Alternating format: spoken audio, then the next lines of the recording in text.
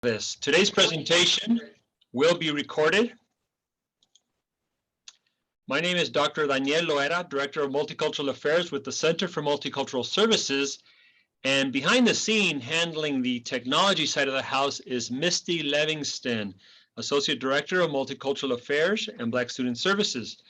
And in preparation for the campus-wide celebration of Dia de los Muertos, Day of the Dead, we bring you our special guest who will speak on the origins and meaning of Dia de los Muertos.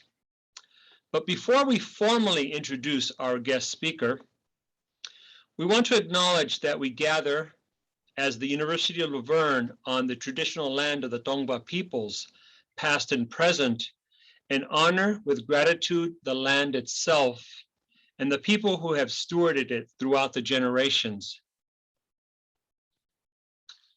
The structure for today's program will be as follows: welcome, context, and formal introduction, presentation, Q&A, and then final closing remarks. Dia de los Muertos is a traditionally observed celebration in the indigenous communities in southern Mexico and Central America and throughout the world nowadays. But Dia de los Muertos is a time when family and friends not only remember their deceased relatives and friends, but also honor them and prepare for their visitation. During this pandemic, many from our communities have experienced grief and death, and we want to invite you to partake in the observance of honoring those who have passed on by contributing to the making of the Day of the Dead altars. We have identified several areas around the Laverne campus to build the altars, altares con ofrendas. The campus community is invited to add your photos/items to the altars beginning on this Friday, October 29th, from 1 to 4 p.m. And these areas will include the sacred space in the Ludwig Center, the Wilson Library, the campus center, the housing area in Citrus Lounge, the Spot Cafe, and the Arts Communication Building. The Dia de los Muertos observances celebrations are brought to you by the Dia de los Muertos Organizing Committee, consisting of the Lewis Center, CAPS, Office of Religious and Spiritual Life, Office of Student Engagement and Leadership, La Fetra College of Education, Center for Multicultural Services, Office of Diversity, Equity and Inclusion, Bon Appetit, ASULV, Campus Activities Board, and the Latinx Student Forum. Today we are honored to have with us the esteemed Doctora Elena Cardeña. Dr. Cardeña has worked closely with the group Tatalejos, who hosts the annual Dia de los Muertos festivities at Plaza Olvera in Los Angeles. She has been an integral part of the University of Laverne community for some time. She is currently one of our campus sage tenders, along with a number of other local indigenous members of the community. There is much more I can share about Dr. Cardeña, but let's welcome her and give her the opportunity to share more with us directly. Please welcome Dr. Elena Cardeña. Hey folks, thank you so much. As Daniel said, my name is Elena. I don't go by Dr. Cardeña. Elena's pretty darn good for me, so you're welcome to call me that.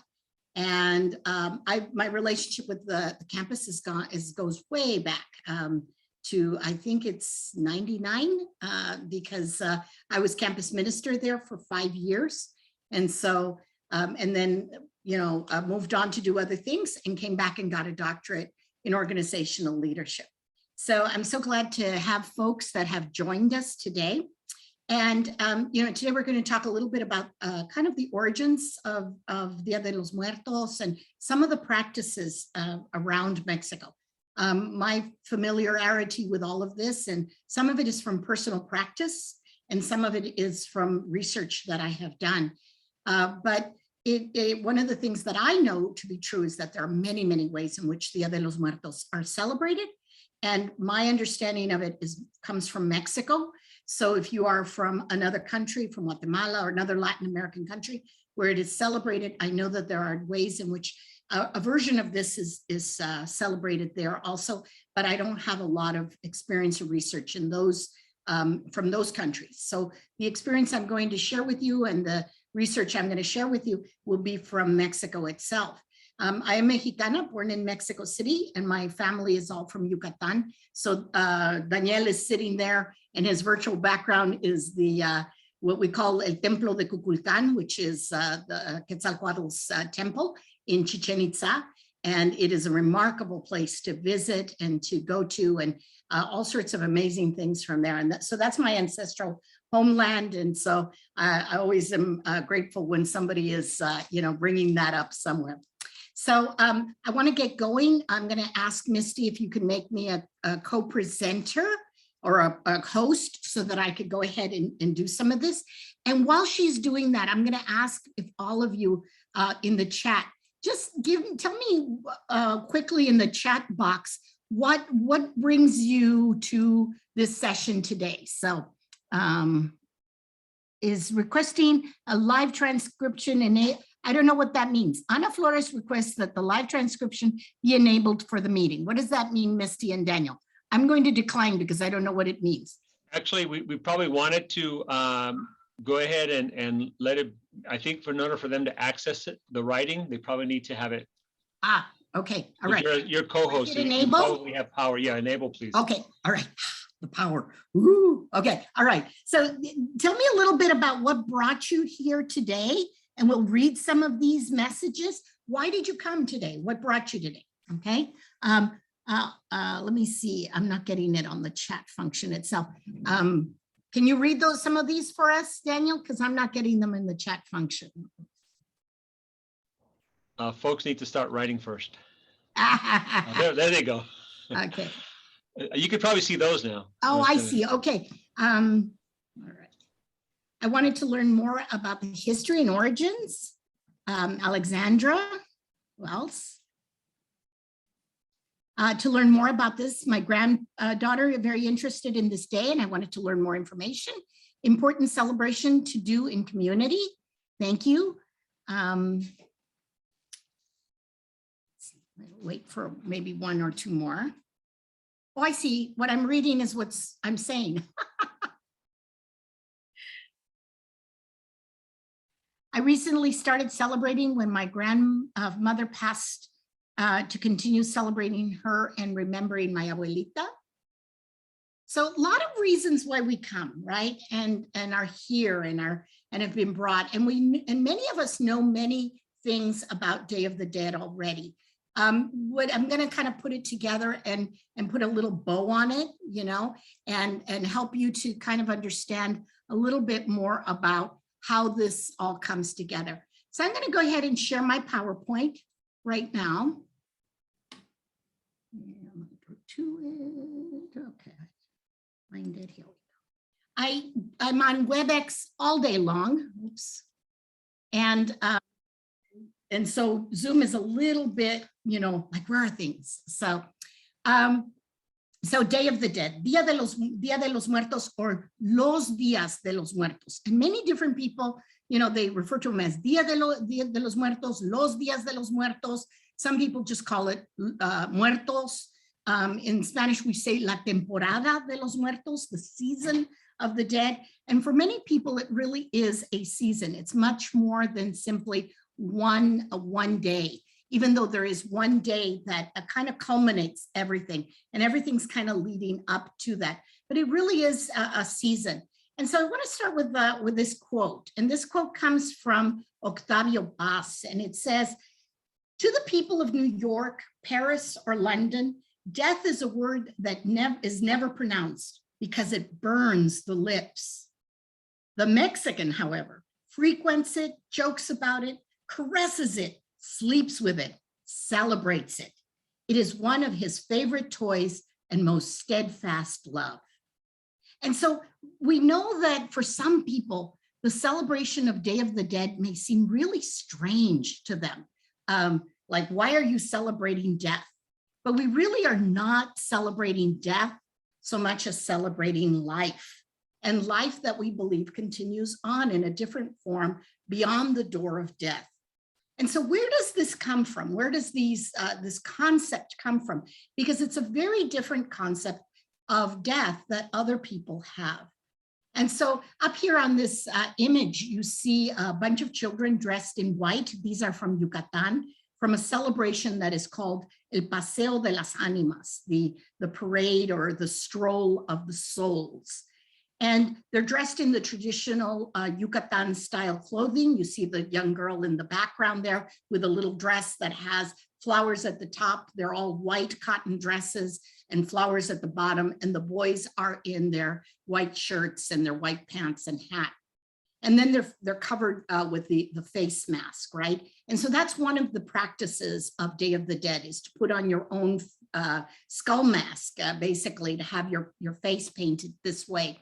And one of the reasons behind that, and really all of the things related to skulls and bones in this holiday, goes back to the idea of underneath all of you, your skin and your clothing and everything else, all of us are bones, right? And that when you strip all of this away, we're all really just left being bones. And in some ways, death is that great equalizer. And in fact, some of the images that come to us that are very popular in Day of the Dead come to us from the time of the Revolution from an artist by the name of Jose Guadalupe Posada. And Jose Guadalupe Posada was poking fun at the aristocracy and at the genteel, people, and basically saying, no matter who you are, in the end, you're just a bunch of bones. And so in some ways, the death is a great equalizer that makes us all equal in the end. So where does this come from? This concept of death really originates in Mesoamerica.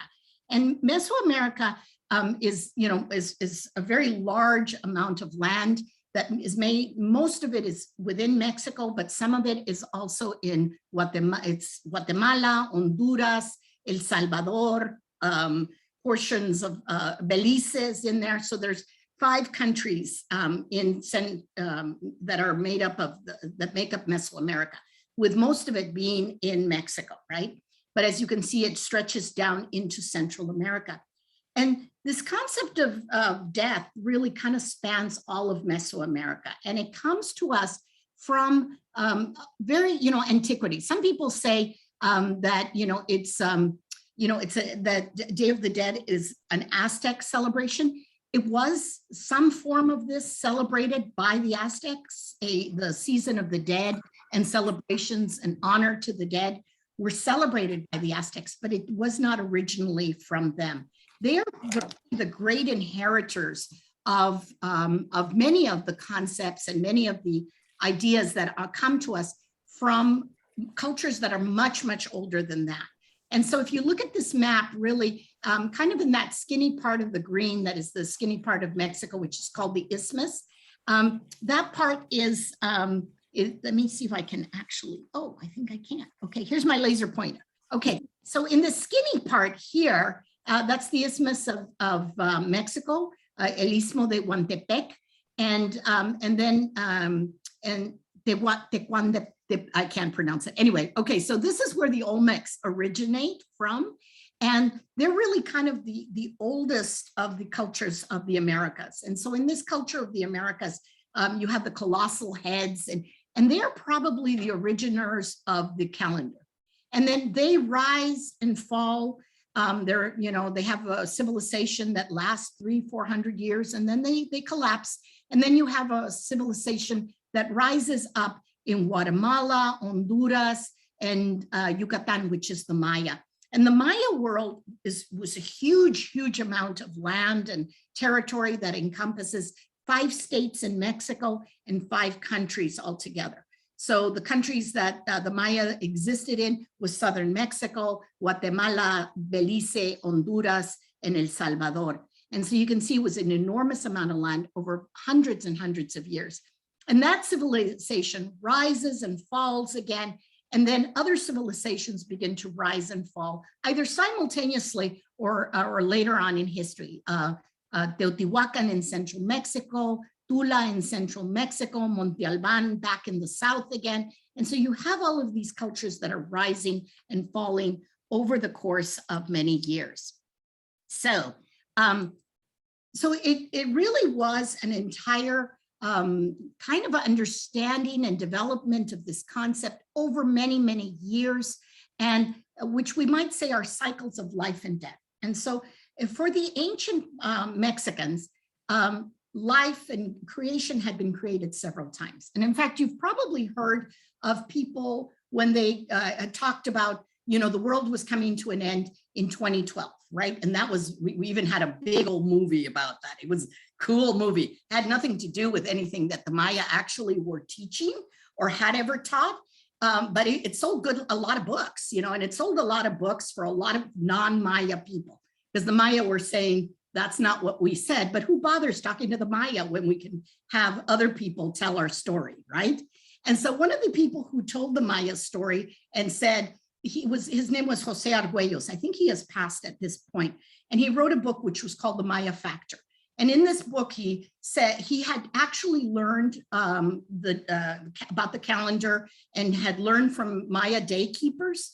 But then he says, I have revelation from who knows where, that it gives me greater insight, and I'm going to correct the Maya calendar. And so the Maya day keepers are like, no, this is not right, but he doesn't care. So he goes and he writes this book. And so he proposes it's December 21st, 2012. And from that book, which is a non-Maya book by a non-Maya, who insisted on going against the teachings of the elders, we all go, oh, it's 2012, and nobody bothers to ask the Maya. And so it wasn't 2012, the actual time where the calendar changed was 2019. It was February of 2019, but no one bothered to ask the Mayas. We just, you know, took it for granted because somebody wrote a book and it appeared on the internet. It has to be true, right? It appeared on the internet. I saw it on Facebook, so therefore. But anyway, the Maya world and the other subsequent cultures of the Americas believed that creation had happened several times, right? And so the creation happened, and then it collapses, and then it happens again. And in fact, it had happened 4 times, and we were in the 5th creation. And so in this 4th time, you know, at the beginning of time, the hero twins, which are the 2nd hero twins, the first one are called First Father and his brother. And First Father and his brother had gone down into the underworld and had fought against the Maya lords and had lost. And so now the hero twins are going to go down into the underworld, and they're going to battle with the lords of the underworld to try and get the bones of their father and their uncle and bring them back. And they go through a whole series of tests and things that they have to go through. And they finally are able to get the bones of their father and their uncle. And so Hunab Pu and Shibalanke are able to bring the bones back up, and they try to put them together, but the bones don't come together, and they realize their father and their uncle are no longer fit to live in the world of the living. And so they bury the bones, and on the bones, they now build a fire, and from that fire emerges a tree, and the tree pushes the sky up, the upper world, and pushes the underworld down, because the Maya, along with people of Mesoamerica, believed in the 3 worlds, the upper world, the middle world, and the underworld. And so it pushes this up so the middle world could appear and you and I could be created. So in some ways, all of creation is dependent on the bones of the ancestors, right? And so we are dependent on that, on death that has gone before, and we are created from it. And so in that sense, death carries life. In the same way, by the time the Aztecs come into the scene, and the Aztecs come into the scene around 1111 into the Valley of Mexico, or actually start their migration about that time. And they come into the Valley of Mexico around the 12th century.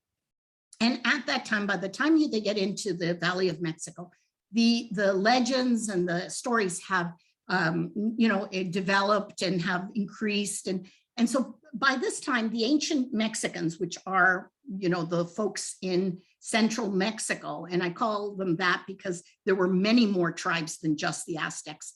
The Aztecs were the last tribe to come into central Mexico.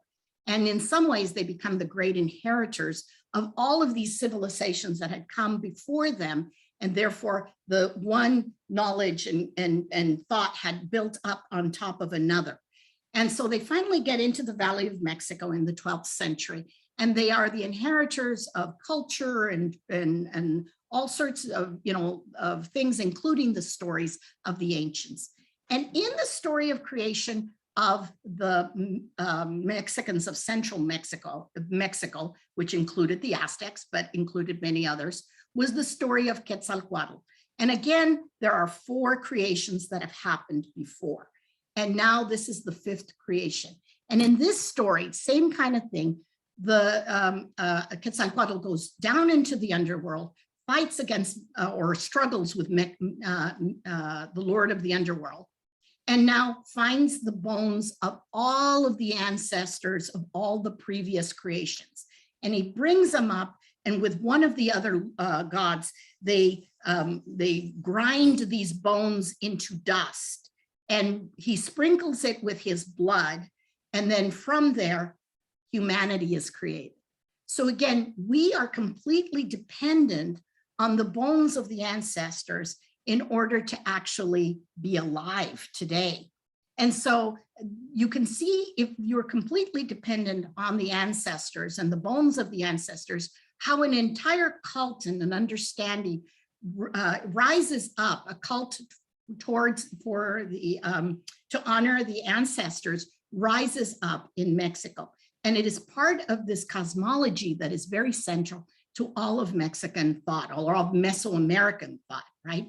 So that's why you see these practices of Day of the Dead more strongly in, as Daniel said, central and southern Mexico. They're not quite as strong, let's say, among the Raramuri in Chihuahua, or, some of the people from, Tlaxcala, or, but you've got this,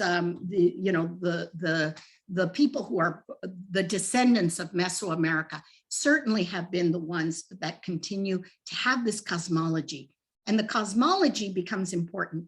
The reality is we don't really know exactly how things were celebrated for the dead among the ancients. We know that they did celebrate. We know that they had entire seasons that were dedicated to the dead, but we don't have a lot of documentation as to what the practice itself was. And so we don't know. Somebody asked me recently, she wanted to create an altar, and she said, but I want it to be really, pre-conquest. And I said, we don't know what those look like. All I can tell you is what the kind of the present day of it is. And certainly from the revolution, Mexican Revolution of 1910 forward is when it becomes more and more practiced by non-native groups, and more in the city, and and there are many reasons for that. So we know that the Maya had a 20-day month when the Maya celebrated and expected the dead. So 20 full days. For the Mesoamericans, months were 20 days long. And then there was a little month with 5 days, right? So the months were 20 days long. And that holiday, the beginning of that was actually corresponded with the Maya New Year. And that happened around July, okay? We know, and the month was called Tzek.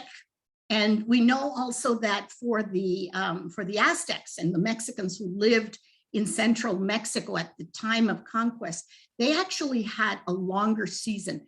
They had 20 days in what corresponds now to July that were dedicated to children who had died. And then they had 20 days dedicated to adults who had died in August, más o menos, okay? So you've got this, these seasons, entire seasons, where the people are expecting the dead to come. And again, those are happening July and August. So why July and August? And why not November? And how did it get to November? Well, all of those are part of what, historically has happened.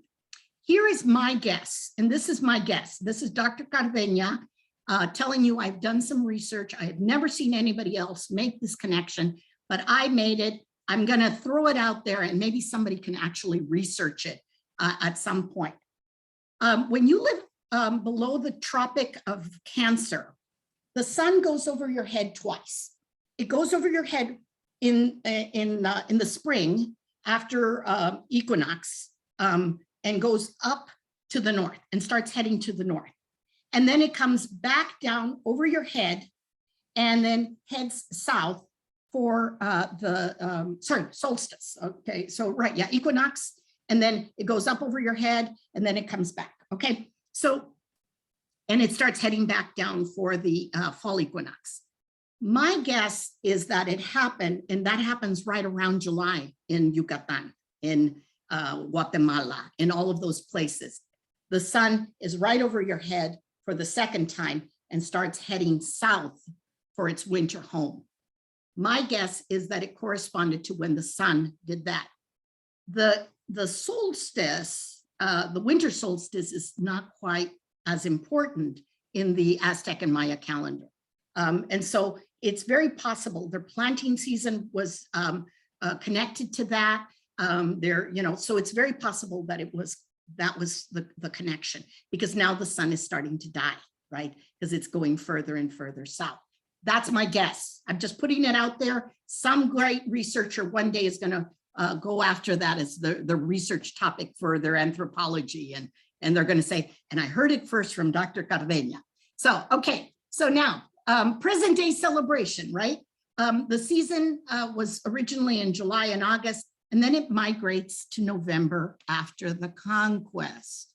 Why, my darlings, does it go to November? What happens in November? Let me have somebody shout it out. Unmic yourself and unmute yourself and tell me what you think.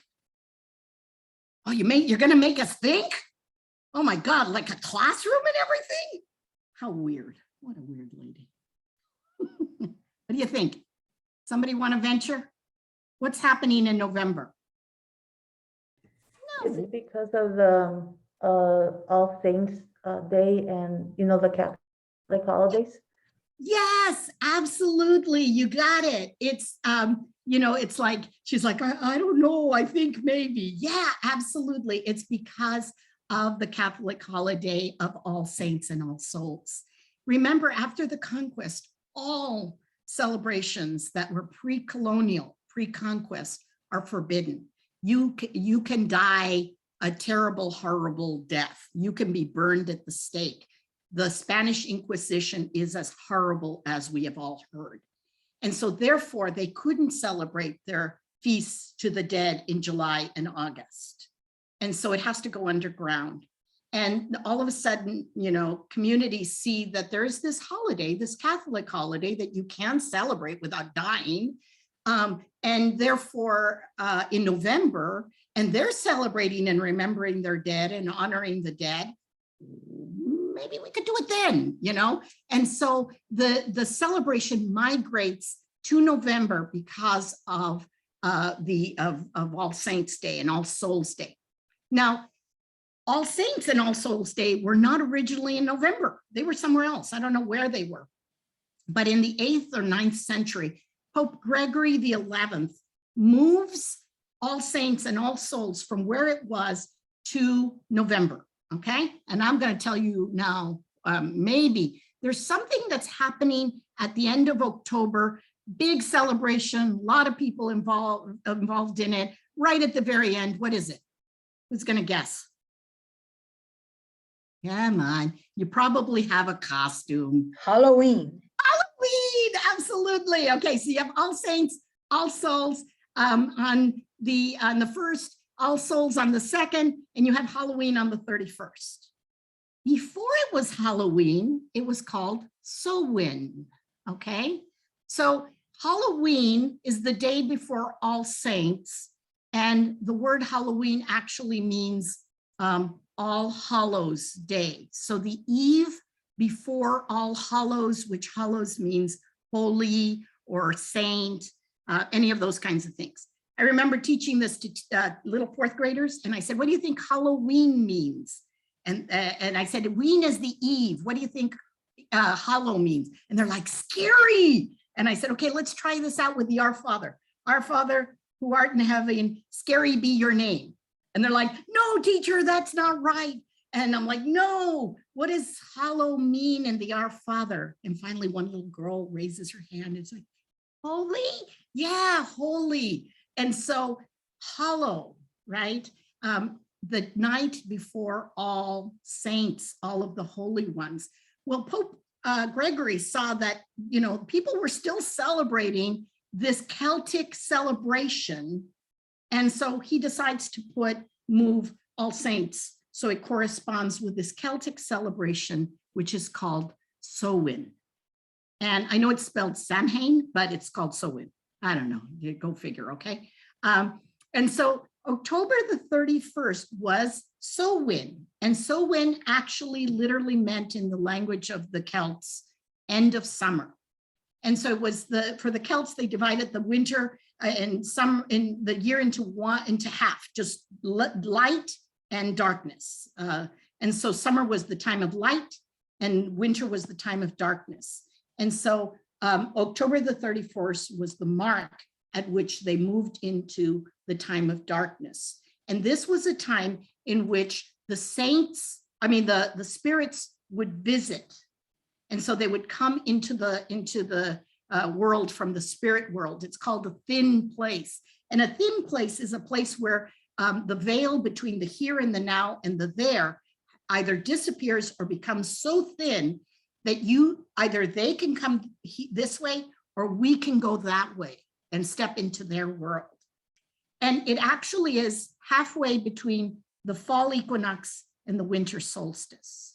So in addition to solstice and winter solstice, fall equinox, spring equinox, summer solstice, there were 4 other points on the calendar that were celebrated, which is the midpoint between these. The next one that comes after Samhain is called Imbolc in February. And funny, we have all sorts of celebrations right around that time that also have all sorts of things meaning new life, like St. Valentine's. Not quite, exactly the same date, but pretty darn close. So this was the beginning of the Celtic New Year. So here you've got all sorts of things that are, piling up on top of each other because Pope Gregory saw an opportunity. He put All Saints and All Souls right there. Then that Catholic celebration migrates to the Americas. The ancient Mexicans already had this cosmology that was very rooted and centered in the honoring of the dead. And so they can't celebrate their old holidays anymore. So now they begin to celebrate the holidays of All Saints and All Souls in November 1st and November 2nd. And so crazy tour of duty, huh? But here we are. So here we are in our modern day celebrations.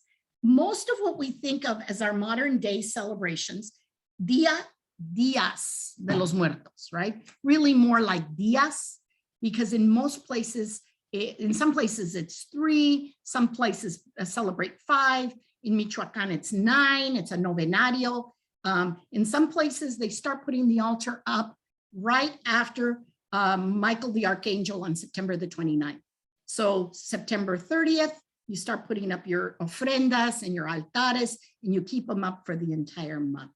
And then don't take them down till actually almost the end of November. So, but most of the things we associate with Dia de los Muertos comes to us from Michoacán.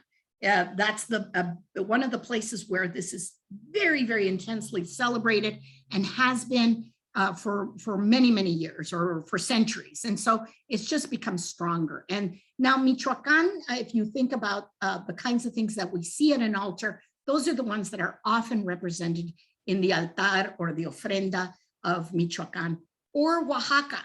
But notice the difference just in this picture between Michoacán's style and Oaxaca. And you see this lady with all of those santitos, right? You know, how many times could she have Our Lady of Guadalupe? You know, the more Guadalupes, the better or something, you know? And so here she has all her santitos. So it depends on the region. It also depends on the family. In my home, when I was growing up, the altar was very Catholic.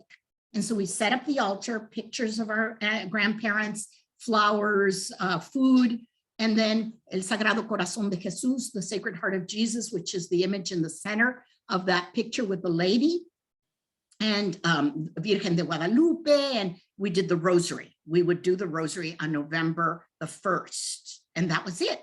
My mom would set everything out, we'd do the rosary, and then we would eat whatever we had put on the altar the next day, okay? And people were saying, what do you do with the food? Well, if the food is still good and it's not spoiled, you can eat it the next day. If, you know, obviously some people are like, oh, no, we're worried. And, you know, some people bury the ofrenda, some people just throw it out. Because the idea is that the spirits come into the home and they eat the essence. So they've already partaken of this. It's okay, whatever you have on the altar in the morning, that's just the leftovers, right? So here you've got these, you know, these two different kinds of ways of doing it. In Yucatan, it's, you know, we don't use the flor de cempasúchil because it doesn't grow in the jungles of Yucatan. And so you use other flowers, and you don't use, you know, the skulls. You don't use many of the things that we typically associate with the Day of the Dead altars. We don't use in Yucatan. That's because it's mostly Michoacan, right? And I have to admit, you know, as a Mexicana from Mexico City and also Yucateca, so I'm a Yuca Chicalanga, Yucateca Chicana Chilanga, you know, I kind of mix and match because I really like a lot of the things from Michoacan. Is it cultural appropriation? I don't know. You know, it's up to you to decide that. I just do it because I love it. I love the celebration and I love what it does for us. It helps us, one, to cope with death. It helps us to understand kind of our place in the universe. It helps us to remember that underneath this and this, I'm already carrying my death. I already carry my death. And my mama would say, you know, cargamos la muerte en nuestras pestañas. We carry death on our eyelashes. It's that close all the time. And it helps us to cope with that reality. And for, you know, a community, a world community like ours that has suffered so much death in this last 2 years, right? Lost so many people, whether we've known people who have died or not, but there's this kind of overarching kind of sense of death and gloom that has been with us for the last 2 years. You know, we need all of the avenues to help us deal with death and our own anxieties and our own feelings about it. So Dia de Muertos has this very solemn, reverential kind of quality to it where we're honoring the death. And then it has a goofy, fun, joking, jovial side where you're poking fun, right? But we're not poking fun at the people who've died. We're poking fun at ourselves. Look at you, mira, mira, you're all scared, you know, we're all scared, you know, and, or we're poking fun at death because she may win in the end, but every day that I'm alive, I'm winning. And so I win every day. She only wins once. So in the meantime, yeah, she's going to get me. La Flaca's going to get me. But in the meantime, lero, ha, ha, here I am, right? And I got away this day. And there's a joy about that, right? Guillermo del Toro was asked by a Korean journalist, you know, Mr. del Toro, your movies are so serious and they deal with such deep, dark areas of the human psyche. And he's like, yes. And she goes, but you're so happy, you're so joyful. And she says, how is that possible? And he says, I'm Mexican. Right? That's his explanation. I'm Mexican. And he says, as Mexicans, we all know we got on a train. We all got on the same train and it's headed to the same destination. But in the meantime, we're going to have a really great time here, right? So here are some of the items that are similar and some of them that are different. So in the ofrenda, you know, some people call it an altar, some people call it an ofrenda. That's okay, doesn't matter. You generally have photos, okay, and candles, water, flowers, incense or copal, and salt, papel picado, in some, okay? The things that you want to include are things that are basically, they're going to be the 4 elements. So you've got fire, that's going to be your candles. You have air, which some people represented with the papel picado because the air comes up and picks it up. And some people represent it with the copal because of the air and the wind takes up the smoke, okay? You have earth, which is salt. So what am I missing? Water, your glass of water. So I don't know if you can see my little itty bitty glass, vasito de, oh, it's all the way up there, okay? So my little vasito de agua, my salt. So you have all four of the elements, right? So you can represent them in whichever way you want.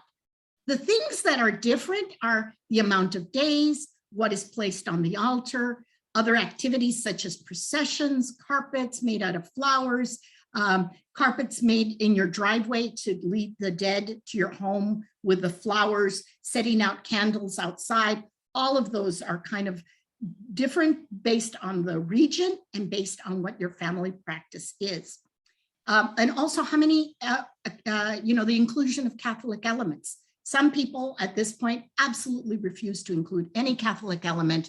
If you don't want to, that's fine. On the other hand, if you want to, that's a practice in Mexico. And if you go to Yucatan, that's primarily what you're going to still find is mostly a Catholic representation. Even among Maya communities, they will have the Our Lady of Guadalupe, they'll have a Sacred Heart of Jesus, they'll have a cross, all of those kinds of elements. If that's part of your personal practice and you want to include it, please do so. I am of the take that there is no wrong way to do this. I am of the take that you cannot appropriate this holiday, I guess unless you were trying to mimic, and pretend but in the sense of if you want to set, you're not Mexicano, you're not Latino, you want to set out flowers and pictures of your loved ones and set out candles and remember them and story tell, please do so. Please, use the holiday in a good way, in the good spirit. The people I live with, my housemates, is Mac Lopez. Some of you might have heard him speak last year. He's a Cherokee elder, and he says it's about intention. It's what was the intention, and I understand that there's all these, concerns about not appropriating things, and I get that. But on the other hand, death is not the patrimony of one culture. It's something that impacts and hits all of us. And I think that's why people love it throughout the world. It is now being practiced in all sorts of places that you wouldn't anticipate. And so, I would say do it reverentially, do it in a way that meets and matches your style, your own culture, your own whatever. But if you want to do a practice of Day of the Dead, I think that it's okay.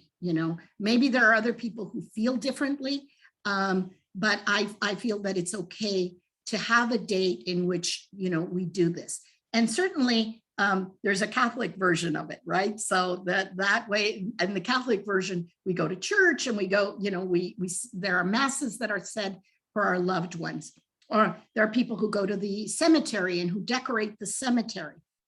So that's my particular take on it. And so any questions on this? Because we're getting real close to our end. We have about 4 minutes before our time comes to an end. We actually have till 1, I'm sorry, till 2, just to let you know, unless you need to leave. No, we said 50 minutes, so I ran through that. No. Well, we have 15 minutes for questions. Oh, 15, I heard you till 2 o'clock. Oh yeah, because it is 2 o'clock. Okay. Yeah. Yes, all right, not 2 hours. All of a sudden I heard 2 hours. Yes, thank you. First of all, thank you for that wonderful presentation. I learned a lot today, so I want to appreciate. It felt like I was back in the classroom, so thank you for that. But we do expect questions now. Okay, guys. We do expect questions because I think that many folks have their own ways of celebrating, and I would love to hear from those present just your own take on things and questions that you may have. So please, the floor is yours, please. Feel free to unmute yourselves.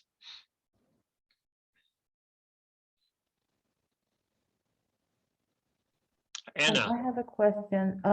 So you were mentioning that the Olmec started the celebration of Day of the Dead. Is there any like archi evidence like No, and architecture or anything like that, like left of that? I know it's a long, like one of the first civilizations here, so I'm just curious if you have that. there is very, very little of the Olmecs. And I would not, I don't even, there's no evidence that actually, I wasn't trying to make a connection between the Olmecs and Day of the Dead or the cosmology and the of the dead that is part of Mexican culture. What I said is that they were built one on top of the other, and the oldest of the civilizations is actually the Olmec. And we have very little to go on to study the Olmec. We have the colossal heads, and we know that the calendar probably began with them. But beyond that, the first stories that we hear where the bones are going to go, someone's going to go down to the underworld to get the bones, actually is from that Maya story. There are cave paintings of the hero twins that are as old as 1000 BC. But we don't have anything with the Olmecs that it connects them specifically to the Day of the Dead and that vision of death. It's just that I wanted folks to understand that that's, kind of the progression of culture in the Mesoamerica is one culture on top of another, and each culture builds up on the next one. Is that? Yes, you cleared it very well. I wanted to just say that I'm not a Mexican American, but I'm Salvadorian American. During the time that I had some time off, I went to El Salvador. My family is from like Union, near the Honduras border. Over there, they don't celebrate Day of the Dead. They celebrate more the day of the Catholic holiday. Yes, the Catholic version. Yes. And they do have a big celebration. They take flowers to the cemetery, and they do have like a park picnic there when they celebrate. It's a big celebration. I was there for the 2 days, and it was a nice experience because I never experienced that. I grew up in a Mexican American community, so to me it was like totally new for me. So yeah. And it kind of goes to that same idea of gathering as family and connecting with the family that is on the other side of the right. So even though they don't do the altars, but going to mass and doing the prayers, doing the rosario, whatever it is that they're doing to honor the dead and to pray for the dead, it's still a connection with our family that is on the other side. So I can see how doing picnics and gathering together, it's a big deal to the families in Salvador. Thank you very much. Thank you. Other questions from folks who just want to share your own way of doing it differently, perhaps, from what Dr. Elena shared? Yeah, so I'm Oaxacan. I'm Zapotec. I'm almost by the Istmo region of Tehuantepec, but I'm from the valley. So our Pan de Muerto does not look like the traditional mass like pan, I guess. We have what we call pan de yema, which is kind of like egg-based bread, and we have saints that are inside the bread, and that represents kind of like both the body of the person, right? But normally, like in Oaxaca, you would have it decorate like a toast strudel with like frosting on top, instead of a sugar skull. And Oaxaca, we really don't like skulls. It's not like we don't like bones, so that's how we have it. And then we also have some pasuchi, but not like we have ours is really long and not as orange. It's a little bit more yellow. And the reason why we use it, we save the petals. So we do the train so that the spirits can come. But the petals are also planted because the petals will actually give flowers. So it's kind of a symbolic remembrance of rebirth, resurrection of the spirits. And so that's what we do. And then we also have we decorate like different, I guess, like totem poles, at least from where I'm from, and we dress them up in our Tehuana attire or in our bordados. So that's how we do it. Yes, yeah. So you see how it takes on different ways, because again, like in Yucatan, they don't use the skulls. I've got a little one here. I bought three, one for each of us here at home.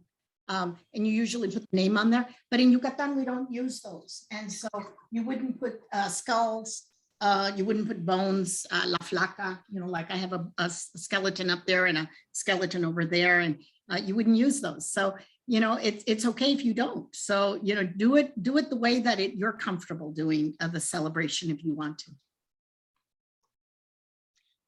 Any other questions or observations, reflections? And you're welcome to put them in the chat as well. I do want to remind us all about some upcoming things. And in fact, because of the season and the need, there will be a number of grief support groups. One will be led by Reverend Dr. Zandra Wagner. Wave your hands, Dr. Zandra. and by Ebony Williams tomorrow morning at 10 a.m. This one will be for faculty and staff, or not? And actually, that one's being moved to a different week. Okay. Yeah. Okay. So scratch that one for now. The one at 3 p.m. is still happening, though, correct? With Dr. Christian Bracho, and that one is for students. And I think really, if you have a need, first of all, it's a wonderful space and time to come together to really just, you know, be in company with others to share some support around that. And also, again, just to remind everyone, this Friday from 1 to 4 at the 6 different sites around campus, on the Laverne campus, we will host actually the construction of the altares y ofrendas, and you're welcome to bring images, pictures, or other items that will represent your loved ones to those different sites. And again, just to kind of remind folks, the sacred space in the Ludwig Center, the campus center, the Wilson Library, the Citrus Lounge area, the Spot Cafe, and the Arts Communication Building will be the 6 sites on the Laverne campus from 1 to 6 on Friday.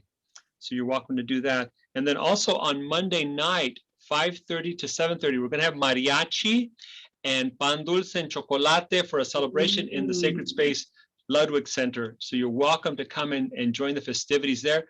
And then on Tuesday, the final day of observation and celebration here, we're going to have in Sneaky Park from 12 to 2, really a festival. There's going to be face painting, there's going to be music, there's going to be, again, I think they're going to have pan dulce and chocolate. They're going to have a lot of activities going on, and everyone is welcome to come out and join folks on Tuesday from 12 to 2 as well. So just a couple of reminders about that. And then finally, because we are entering into Indigenous Heritage Month in November as well, on the 15th of November, we're going to have a native storyteller, Trevor Thompson, come on Monday, November 15th at 6 p.m. on the 3rd floor of the Ludwig Center, the amphitheater area. So you're welcome to come and join us for that. Put it on your calendars. We will also plan to have pan dulce and chocolate for that. It's kind of traditional, we do that. So it's a wonderful gathering. I'm sorry? Do fry bread instead. Well, we could absolutely. But yeah, we'll look at the options. But again, Dr. Elena Cardeña, just want to appreciate you know, what you've shared with us today, and really to bring us all together to celebrate and observe in a meaningful way, you know, what this means for us, and I think to enter into it also with an understanding of what it is. So again, thank you on behalf of all of us here present and the organizing committee, because there were many folks involved in that process. So thank you again. And if there's anything else you want to just say and depart before you depart, we welcome Go that. hear Trevor. Oh my goodness, he is remarkable. So I'm probably even going to find a way to get myself over to Ludwig. Oh yes, and then someone says Coco on Monday night after the celebration in the Ludwig Sacred Space as well. We're going to watch the movie Coco, so come on out for movie night on Monday night too. Just so that you know, the Coco is a great film. It does a really great job. The one item that is not true to Day of the Dead or anything related to the dead are the alebrijes. And so I just want to point that out. It's the only anomaly, but if you can get past that one, you're good to go, because I think it's a phenomenal film and they do a really good job of it. So a lot of good research went into that. Absolutely. Thank you for having me. Absolutely, our pleasure. And we will, you won't escape us in the future as well. So thank you again. Thank you all I'm for